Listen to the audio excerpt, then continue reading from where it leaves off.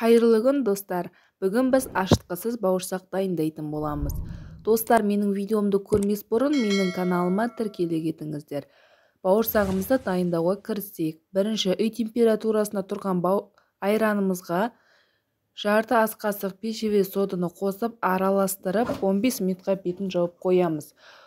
15 минут өткеннен кейін бір жұмыртқамызды, 3 ас қасық қантымызды, шым-шым тұзды қосып, жақсылап араластырып, ұнымызды електен өткізіп қосатын боламыз. Мінекей біздің қамырымыз дайын. Енді оның бетін жауып 10-15 минутқа демалдырып қоямыз. 15 минут уақыт өткеннен кейін қамырымызды жайып аламыз. Орташа көлемде жаямыз. Қатты қалың немесе жұқа болып кетпеуі қажет. Жайып болғаннан кейін мен дөңгелек формаға келтіріп жайдым. 4 бұрышты етіп кесіп жайсаңыздар да болады.